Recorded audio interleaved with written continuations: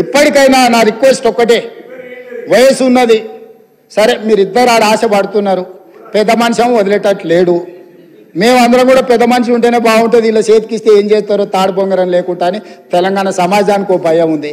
వాళ్ళిద్దరు పోటీ తెలంగాణ ప్రజల సాగుకు వచ్చింది అధ్యక్ష.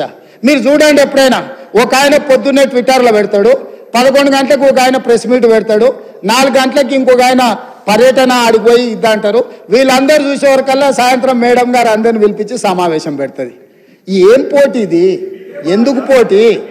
అసలైన ఆయన నేను వెనకటికి చెప్పిన అధ్యక్ష, వెనకటికి ఆయన మారుతుండు, ఈయనకి ఇస్తున్నాను. కొంతమంది పాపం తెలియని అమాయకులు అందులో ఉన్న మంత్రులు మా పెద్దసారి పోతున్నాడు, మా చిన్నసారి వస్తున్నాడు, భజన సంఘం పెట్టి భజన చేసిరు. నేను రోజు చెప్పిన ఈపులు చింతపండు అయితే అని పెద్ద మనిషి వచ్చి చెప్తాడని. సరిగ్గా నేను చెప్పిన నేనకే వచ్చి చెప్పిండు, ఎవర్రా వాడు అన్నాడు, ఈపు చింతపండు అవుతుంది, ఇంకోసారి మాట్లాడతాను. ఆయన మంచిగా ఉన్నాడు, ఆయనకి ఏం ప్రాబ్లం లేదు, వీళ్ళు ఆశపడ్డ ప్రయోజనం లేదు.